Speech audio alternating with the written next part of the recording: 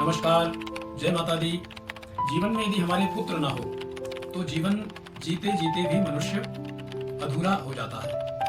कई बार हमारे जीवन में ऐसी समस्या आ जाती है, नाना प्रकार के उपचार इलाज विधि करने के बाद भी संतान सुख प्राप्त नहीं होती। आज हमारे मध्य में शास्त्री जी विराजमान हैं, तो इनसे आइए जानते हैं क्या हमारे शास्त्रों में, हमारे पुराणों में ऐसा कोई उपाय, ऐसा कोई उपचार, ऐसा कोई विधान है जिससे कि पुत्र रत्न की प्राप्ति हो सके और हमारे जीवन में खुशियां आ सके। शास्त्री जी बहुत बहुत स्वागत है आपका। तो शास्त्री जी, संतान प्राप्ति की क्या पूजा है, हमारे धार्मिक ग्रंथों में क्या विधान बताया गया है, क्या यत्न करें जिससे संतान सुख हमारे जीवन में भी आ सके। ऐसी चाहत बहुत सी ऐसी माताएं बहनी रहती हैं, बहुत से ऐसे हमारे मध्य में ही भाई लोग हैं जिनको संतान का सुख किन्हीं कारणों से नहीं प्राप्त हो पा रहा। तो क्या विधान बताया गया है हमारे शास्त्रों में, क्या पूजा करें और क्या विधान है उसका।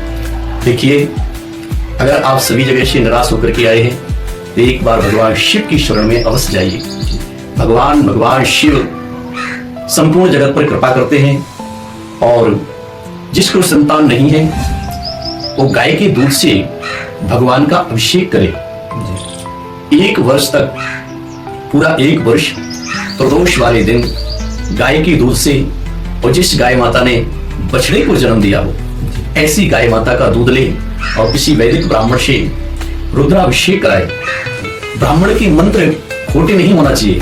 किसी योग्य ब्राह्मण से भगवान शिव का अभिषेक कराएं और भगवान शिव का अभिषेक संपूर्ण होने के बाद भगवान शिव को एक श्रीफल अर्पित करें और उस श्रीफल को ब्राह्मण के द्वारा जो आपने अभिषेक के लिए नियुक्त आचार्य जी किए हैं उनसे उस श्रीफल को प्रसाद के रूप में अपनी झोली में ले और घर आने के बाद उस श्रीफल को तोड़ के उसमें जो जल निकले उस जल को पान करें और भगवान शिव का दूध से अभिषेक करें। तो मेरा ये विश्वास है आपको 1 वर्ष के पूर्व ही खुशखबरी प्राप्त हो जाएगी और भगवान भोलेनाथ, माँ भगवती की कृपा से आपके घर में वो खुशी दरवाजा खिड़की खोलती हुए आपके घर में प्रवेश कर जाएगी। शास्त्री जी, इस पूजा का नियम क्या है, क्या क्या सावधानी बरतनी चाहिए जब हम ये पूजा का, आपने जो 1 वर्ष का समय अवधि बताई, इसमें क्या क्या सावधानी बरतें और विशेषतः पूजा वाले दिन क्या क्या कार्य ना करें। आपको अभिषेक कराना है।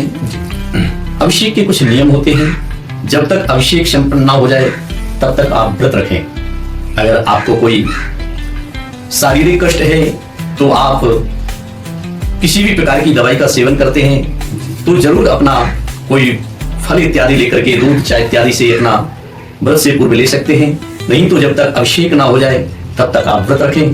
पति पत्नी को प्रेम से रहना चाहिए।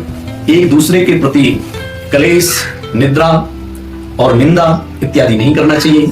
और जिस भी ब्राह्मण से आप अपने अनुष्ठान को करा रहे हैं उस ब्राह्मण को आप मिष्ठान प्रिय मीठा भोजन कराएं और उनका आशीर्वाद लें और नियम से श्रद्धा पूर्वक रुद्राभिषेक भगवान शिव का कराएं तो आपकी मनोकामना अति शीघ्र पूरी हो जाएगी। बहुत बहुत धन्यवाद शास्त्री जी आपका। तो किसी भी भक्त को यदि संतान होने में समस्या है, किसी प्रकार का जो संतान का सुख है वो किसी कारणवश नहीं हो पा रहा है, तो ये उपाय आप करें, इससे आपके जीवन में संतान सुख अवश्य होगा। हर हर महादेव।